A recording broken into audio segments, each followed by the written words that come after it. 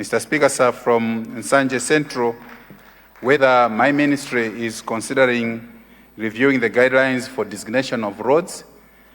I would like to report that we've taken note of that guidance, particularly in view of the fact that we are now talking about decentralization that is coming in with the allocation of the 5 billion that is going to the constituency to support various development projects within the constituencies. That would also call for fresh identification and designation of the roads as to where that resource can be directed in developing, particularly the road infrastructure within the constituencies.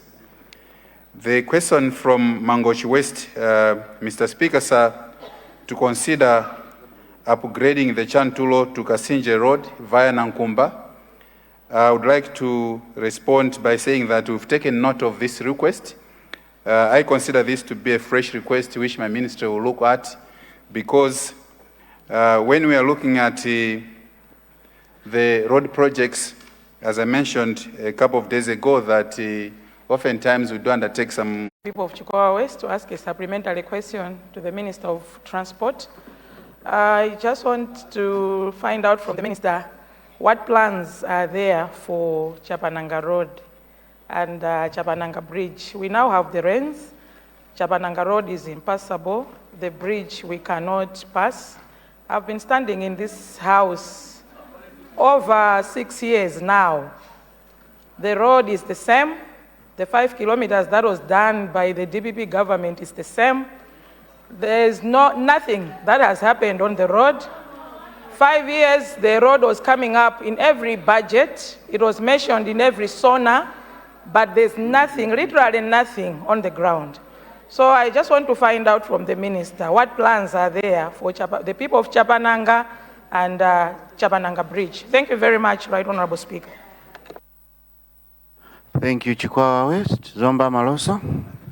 Thank you so much, Right Honorable Speaker, for giving people of Zomba Malosa to ask a supplementary question to the Minister of Transport. I would like to ask the Minister of Transport that when they are considering people of Zomba Liganga, they should consider people of Zomba Malosa, especially the Songani Namasalima Road. It's a commercial road. Namasalima produces a lot of rice.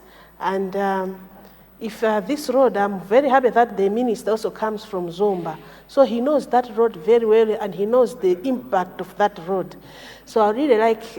Area 25, particularly from Zenza to Chifi, Chitukula headquarters, all the way to the Kamuzu International Airport.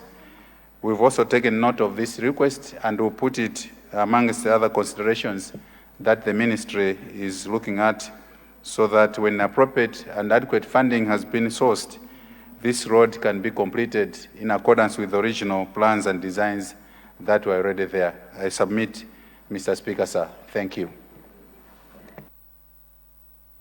Thank you, Minister of Transport. Leader of the House, how do we proceed? Thank you very much, Right Honorable Speaker.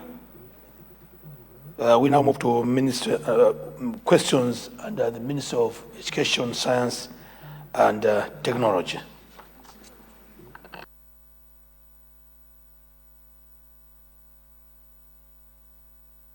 Thank you, Leader of the House.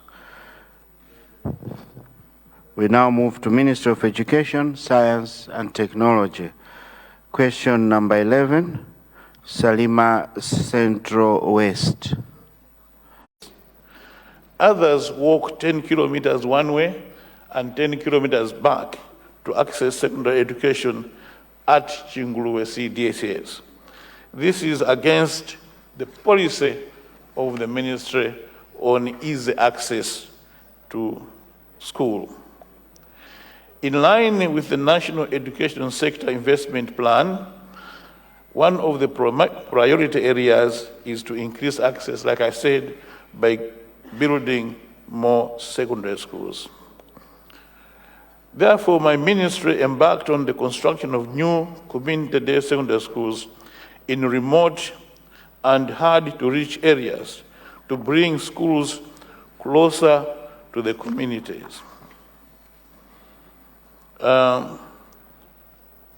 With support from USAID, we constructed Kote CDSS with the aim of reducing the distance traveled by learners from Kote to Karipirintiwa CDSS.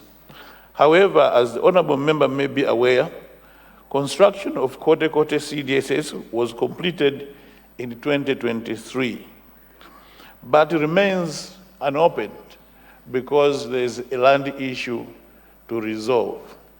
The community initially gave this land for people of senior shift Mbiri to ask a supplementary question to Minister of Education. Mr. Speaker, sir, in 2020, a secondary school was launched at Chombe in my constituency. One classroom block was constructed and one staff house. I should maybe start by giving background. In 2019, His Excellency Professor Arthur Peter Mtalika visited a place called Chombe, and he promised the people of Chombe that a secondary school be built at Chombe. In 2020, so many events happened. One of the events was the project started, and there was a change in government. What I'm asking now, Mr. Speaker, sir, this secondary school, since 2020, only one classroom block was constructed, and it has been abandoned since then. So at Chombe, a secondary school was constructed, one block and one staff houses, and because of change of government, it was abandoned and up. Please make sure you're in the house so that your questions are responded to. Thank you. We now proceed to question 13. Zomba Likangala.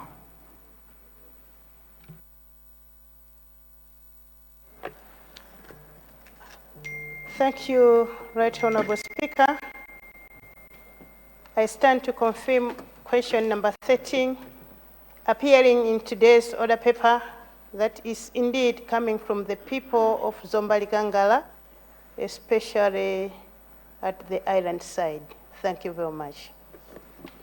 Thank you, Honorable Minister of Education, Science and Technology.